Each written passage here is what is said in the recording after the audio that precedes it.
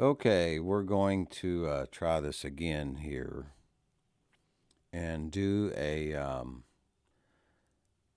panorama edit in Lightroom Classic on my M1 iMac and using Screenflow, if you're wondering. And I'm still getting used to everything the Screenflow does, but I'm very used to using Lightroom. So I had the Mavic Mini 2 up the other day, and right at sunset, I did a panorama. And you see here we've got 26 images. So we're going to do a Command A and select all of them. And then go to, I think it's Edit, or is it? It's on Photo Merge, Panorama, or Panorama. Creating Panorama Preview, and there is the preview, which looks pretty good. The preview does. It says they were all merged successfully, and select a projection. And I think the default is probably spherical. And then we'll go see what cylindrical looks like as it builds the preview. No, we don't want that one. What about perspective? Oh, unable to merge the photos in the perspective, which, okay, here it goes. Unable to match a lens profile automatically. For best results, apply the appropriate lens profile to the photo before merging. Oh, what about spherical? Well, maybe we should cancel it and see and bring them all into develop, or so let's cancel it for now and see why it didn't apply the lens correction on import. I have it checked up here.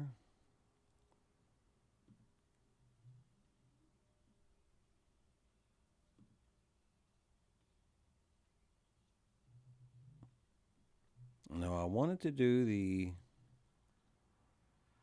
lens correction when they were imported.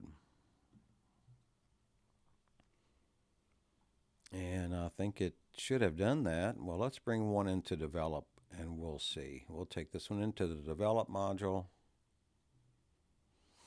and go down and see the lens correction. Well, it was enable profile corrections, but it didn't remove the chromatic aberration, which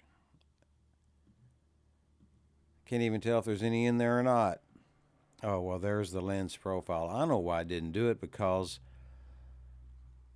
there is no lens profile for the DJI. Well, yeah, there we go, the DJI. But it's not that model. See, and here they don't have the Mini 3, or the Mini 2, rather, which is my drone. They don't have the Mini 2. They just have these.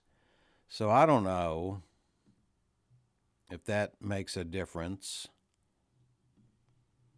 I'll leave it on. It's not the Mavic Pro. Well, it kind of did something there.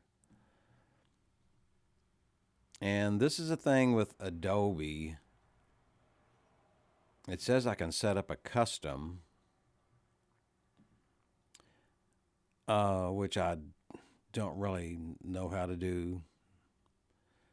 I don't even know what this last one is there. But they don't have a Mini 2. So what I do is leave it on that, I reckon. And then maybe I can go back into my grid view now And what I can do, I think, is just select all of them. And maybe I can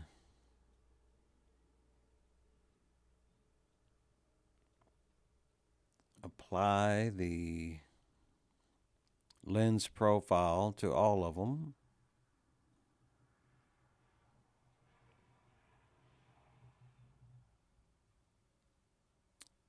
Or maybe I can't.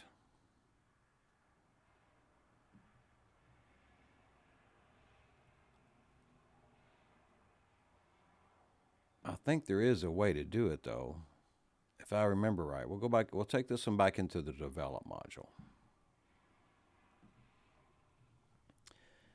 And let's bring up the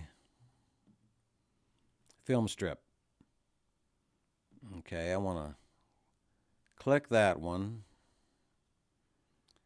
and go all the way over and select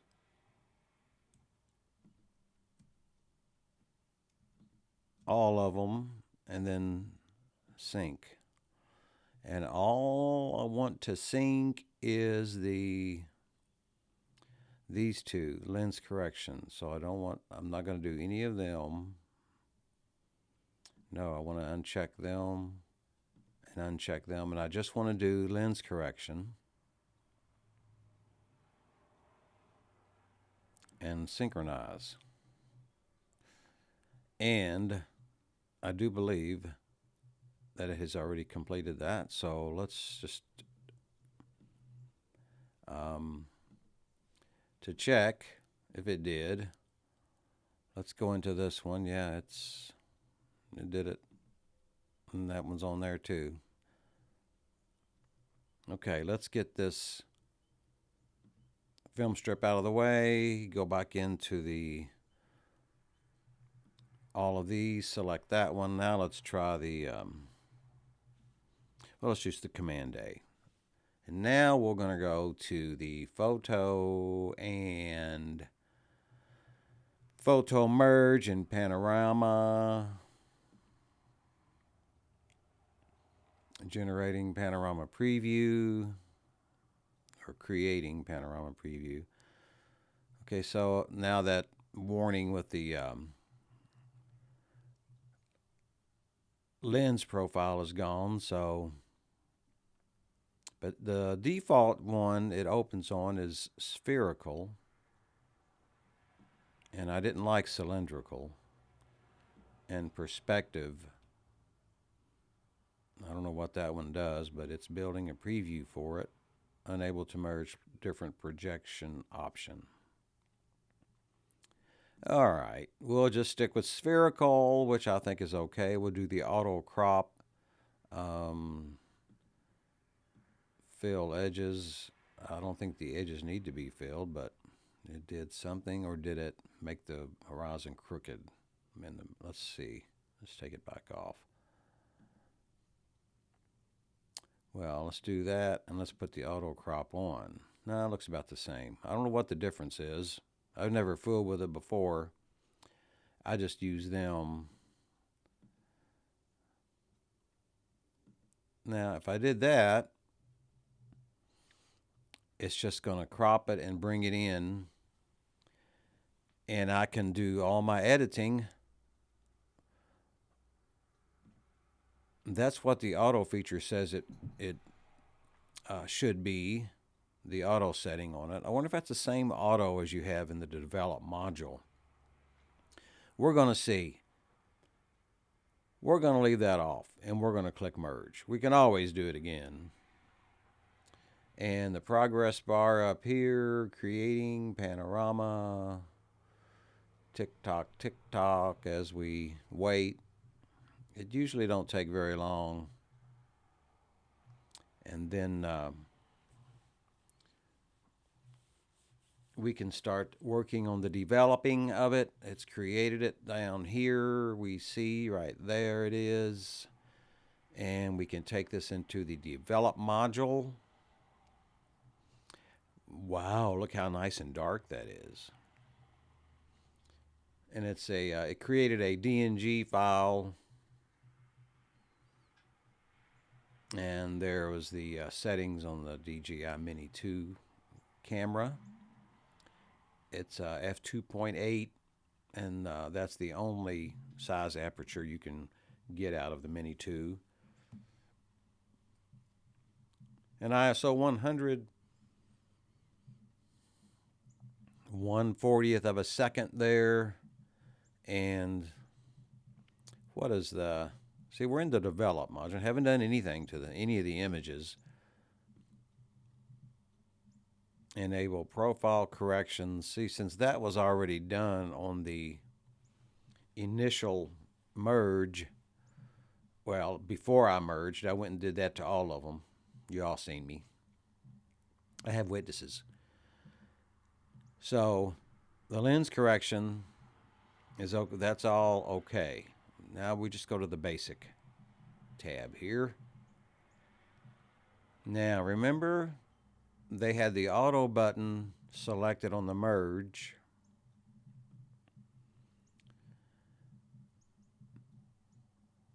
And we're going to click auto and see if it will look the same. We have a profile here, and they have different profiles, and it's not giving me a preview look, so we're not going to worry with that. On One Photo Raw gives you a preview look before you click on the profile, and I'm not sure why. I don't know if you can do it in here. Maybe you have to go in this way and do it. Yeah, now see, that gives you profiles when you do it. When you open up your profile browser, it gives you profile views. I mean, it gives you a preview of it. You don't have to click on it and apply it. But anyway, let's just not worry with it now. We're just going to leave it as is for convenience. And I want to click the auto to see what it did. Actually, it didn't do too bad. And I can continue. I can use this, or do it myself, which sometimes I do both. This will give you a good start. At least it does me. Maybe you guys don't use it, but give it a try if you haven't. There, and you can I can just reset it if I don't like it.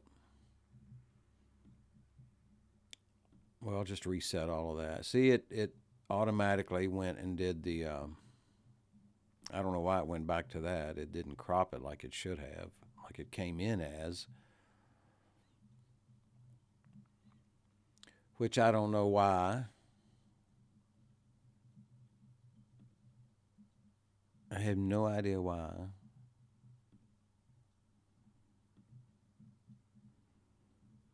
Why it didn't do that. There's what it should have stayed like that for some reason, but when I went to reset it from auto, now I have to go back in and constrain the crop again.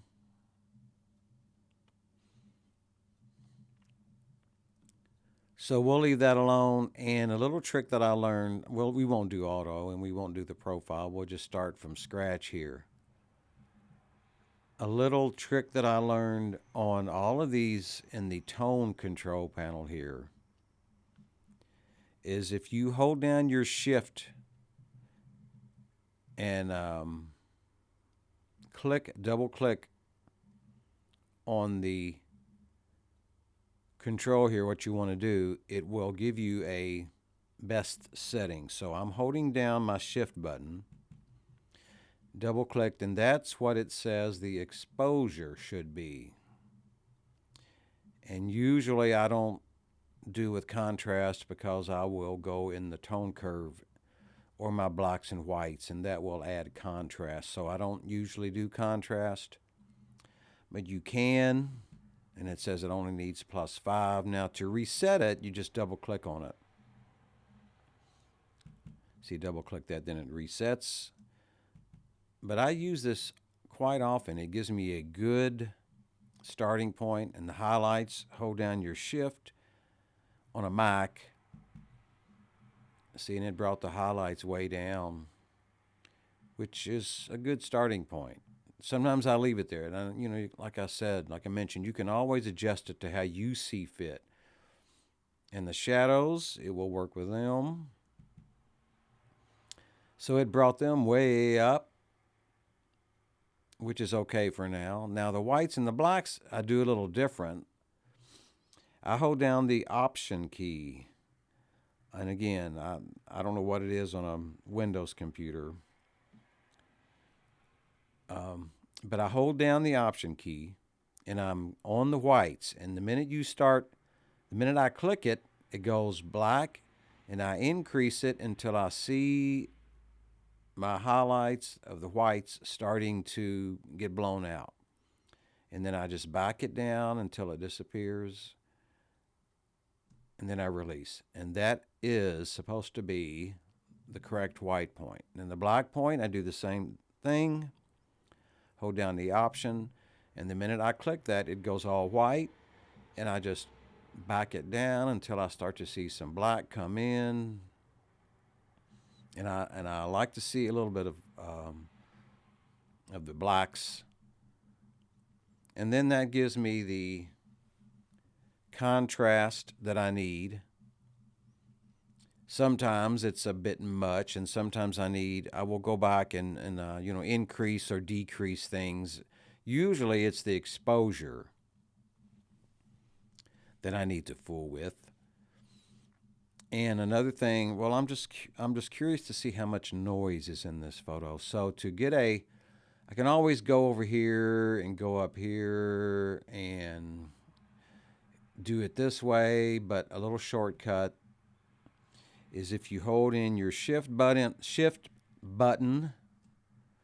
see how it turns into this little double magnifying glass with arrows on both sides of it. When you hold the shift button down, you have to be in the develop module. Hold the shift down and you can drag and see what it looks like, and then you let go, and then you can just use your mouse to drag around and see. And this has quite a bit of noise in it, which I knew it would have because the image was it was dark when I had the mini up. You can tell right at sunset. Will it give me the other? Yeah, there we go. It gives you the time I took this picture. It was at 6:30. You can click through the info by tapping the I key on your keypad. And it gives you I took it on the 22nd of this month, several days ago. And it will give you the info about the photo. And you can see it doesn't take a whole lot of searching to know and see all the noise in there. And if you're ready to go back to the regular view, just tap and it'll take you back to this one, to your regular view. And I actually think it could probably stand with some more exposure. A little bit more exposure, maybe about like that. And I'm not going to do with texture or clarity because I think I'm going to bring it into Topaz Denoise and Topaz Sharpen to see what that gives me. But the vibrance, a round figure, I'll bring it up to 20 and look at the image and see what it does. Saturation, I'll increase because these colors were the way I saw them when I was flying the drone and the way they were looking that day. They were probably about like that. If you get too much saturation, you'll go crazy, but they might have been at least like that. I don't think they were that. That may be too much. Let's back it down a little bit. Maybe like that for the saturation. I mentioned the tone curve, but what we may see, we may do the tone curve in a minute. And I could do color grading, calibration, which is actually a thing that I might do with the calibration tool to give it a little bit more oomph. But I think right now, what I'm going to do is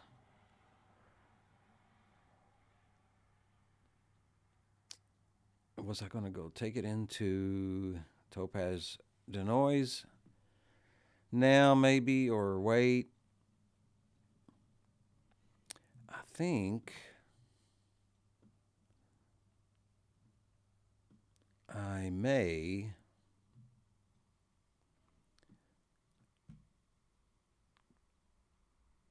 what the highlights all the way down.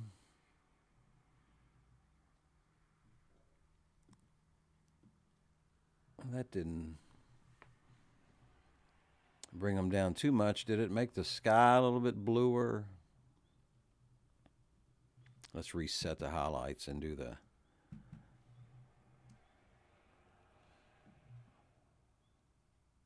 maybe like that.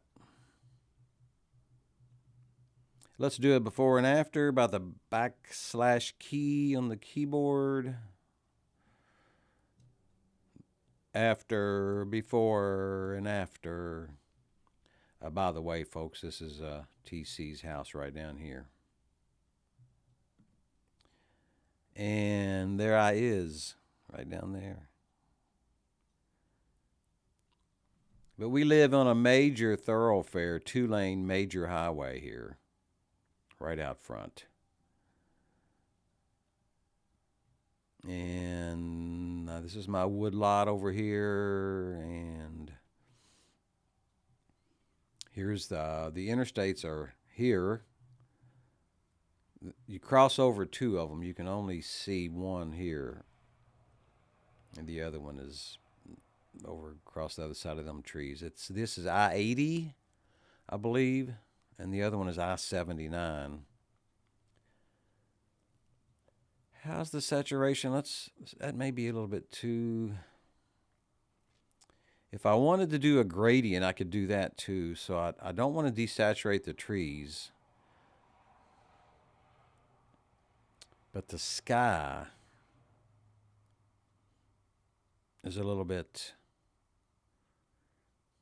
I don't know. You've got blue here, then light, and then light here, and then I don't know why it's doing that. If I just took the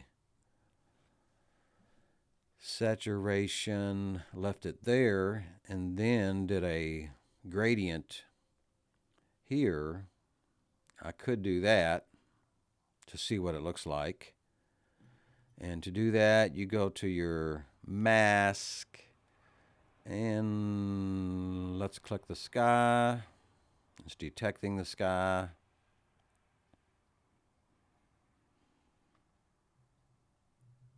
And we'll see.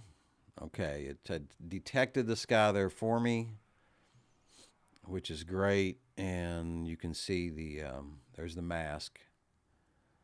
And I can change the color of the mask if you want to. But I keep it the way it was. Or the default, whatever the default was.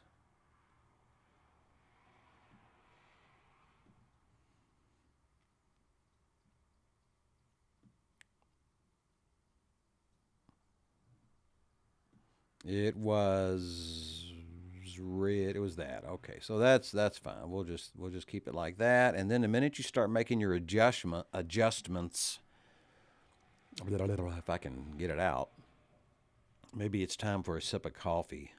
Okay, here's to y'all.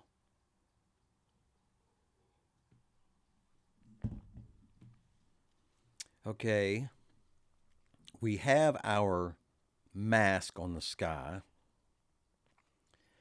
And what I want to do is maybe take the exposure. No, I don't want to. No, I don't want to take the exposure down. I wanted to do the saturation. There we go. There we go. There we go.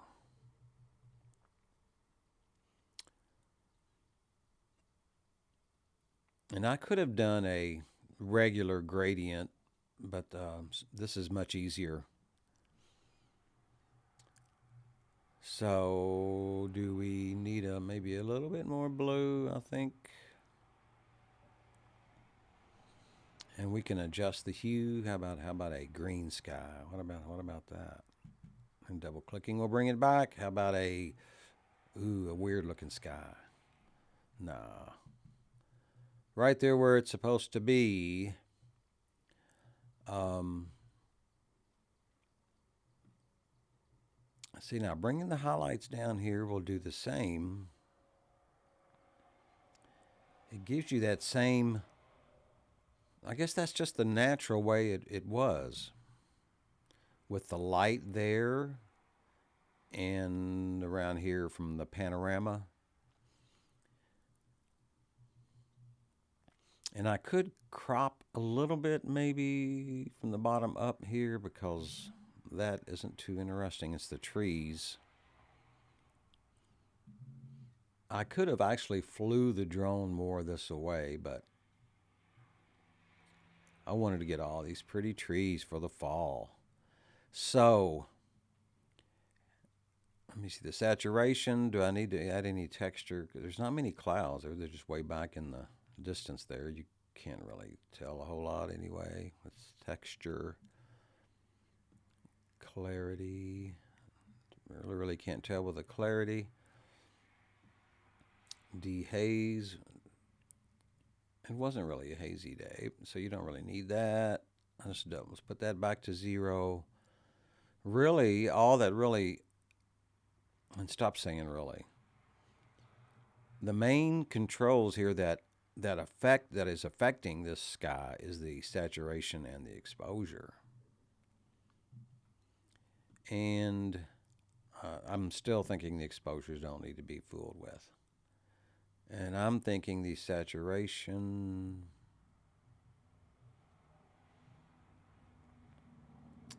is,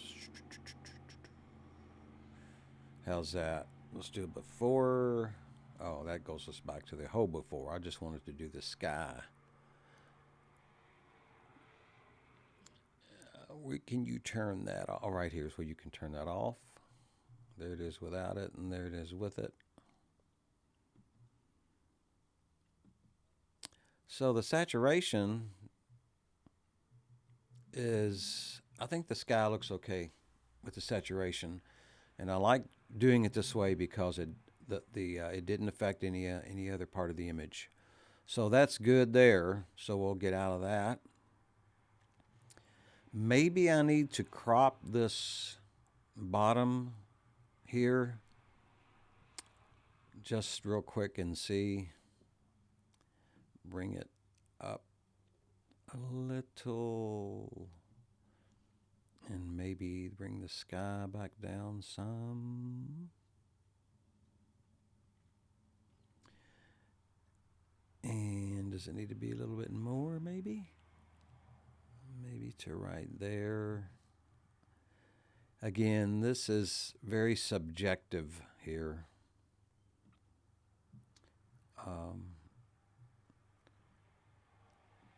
So we want to bring it, we want the full width of the pano, but I just wanted to crop a little of the ground. And since the clouds weren't very dramatic, maybe you can, but I like to keep the horizon on one of the lines, but see, there's not much going on up here in the sky. So cropping that down and getting more of the tree or keeping that blank space is what I like to do. And then if I do this and even it up, see, I'm coming in on the trees a little bit. So I have to split the difference to what looks good with my eye. And like I said, I don't like that this down here. It's just yucky. So we'll bring that up, but I don't want to cut into the trees much. I just maybe want to leave that and maybe get some, just a little bit more of the sky maybe.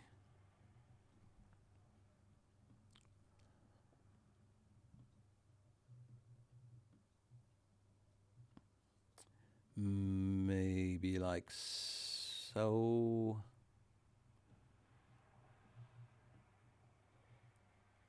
How about like that? I mean, you could fool with it for hours on end. And sometimes I'll make the edit and then come back and look at it and go, "Oh my gosh, what was I thinking?" To coin a phrase from a YouTuber guy, I'll look at it again and go, "Oh my gosh, that looks like clown vomit." You know, when you go crazy on your saturation and your clarity and your structure. But that looks pretty good there. So we're going to apply by hitting the enter key or the return key on a Mac. And what are we looking like, folks? Looking pretty. I am going to take this image into, now I think I'm taking it into Topaz Denoise AI, and we'll clean up some of that noise.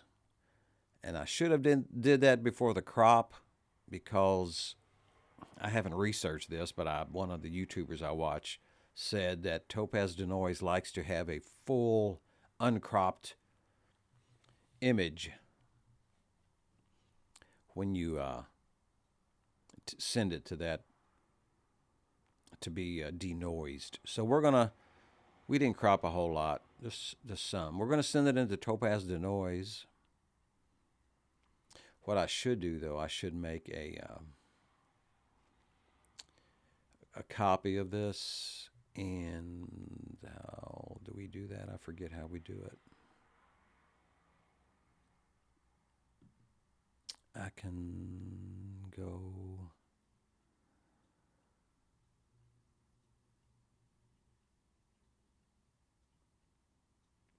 It is oh, there it was. Create virtual copy. That's what I wanted right there. Okay. All right. So we did that, but we don't want the virtual copy. We want the other. We want this one. And I could bring up the film strip again. See, there's our here's our original, and there's our copy. Just wanted to make it so we can do a before and after when I get it back from Topaz Denoise. We can look at the virtual copy to see. Let's edit in Topaz Denoise. Never quite understood any of this mess. I don't usually change anything here. My eye's not that critical for any of this stuff anyway.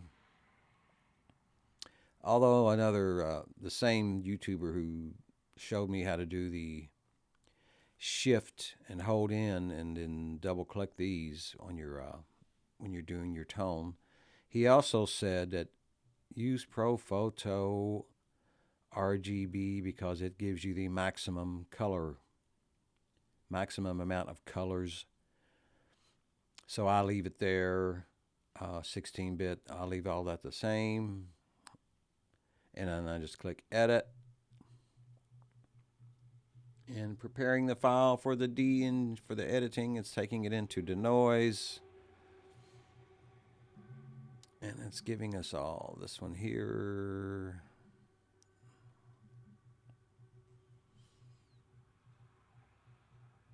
And I usually go with the standard one.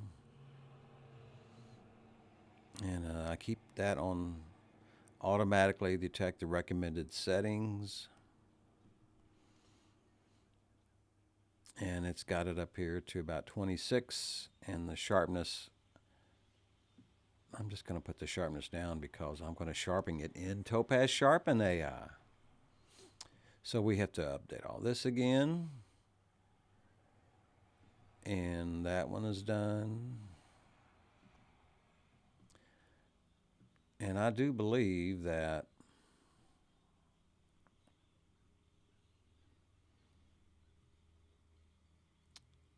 I think this one, let's go into the single view here. It's updated. Zoom in a little bit. Okay, it did make it a little soft, didn't it? Zoom back out, but still that's okay. I still don't mind that being a little soft. Let it update.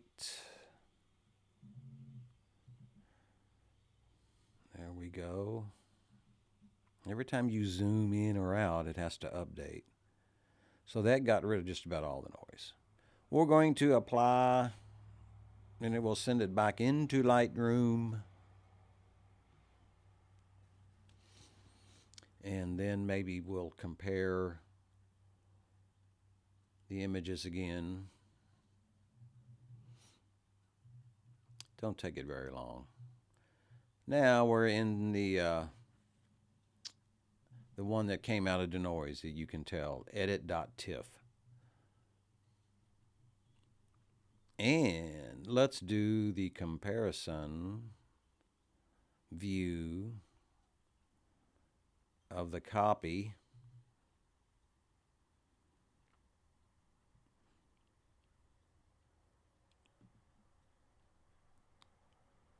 And we'll bring this one in.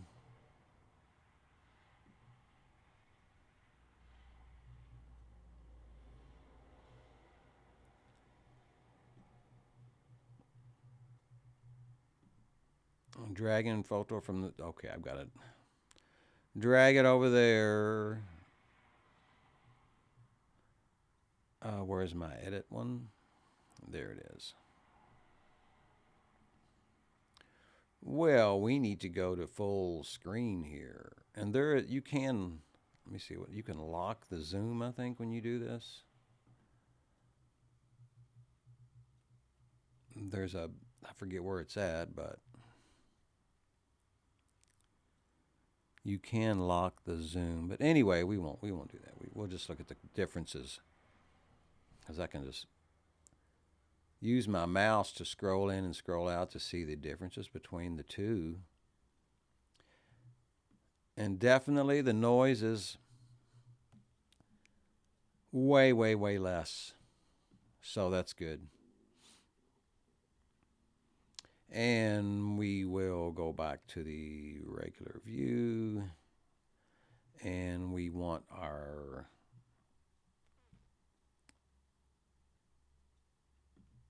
this one, and we're going to send this one into Sharpen AI. Just like it is, same settings. I'm not going to do anything different. Edit in.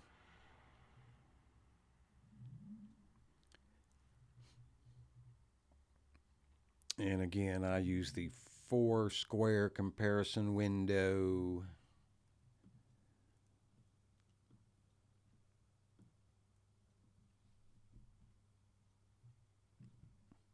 To see which one is sharpened better than the other. Sometimes it gives a little weird glow about things when it's over sharpened. I don't know why it does that, but it seems to do that.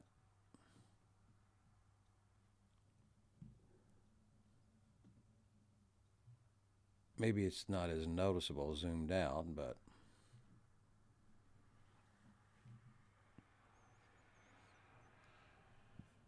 I usually go with the first one here on the left. Now see, that one looks like it's sharper, but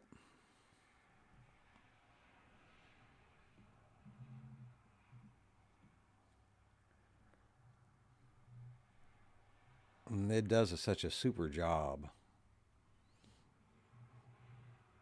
And I really can't tell which one I like better. Unless you zoom in, unless you're a pixel peeper, which most photographers are that are serious about their work, can't really tell a difference.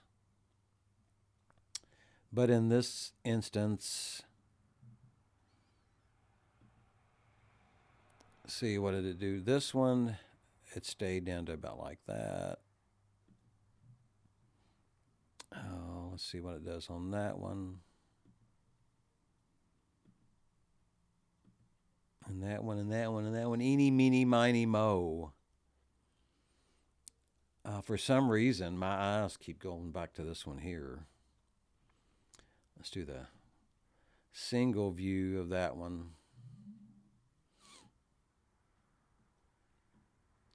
Let's go over this way some. You know what? I think I'm going to go with this one here. Make this video too long.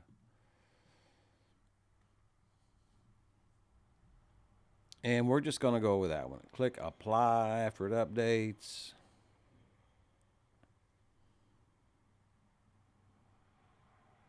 Updating. Updated. We're going to click apply.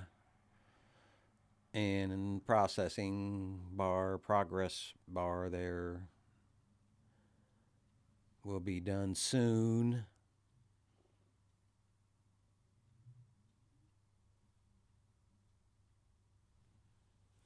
And 5, 4, 3, 2.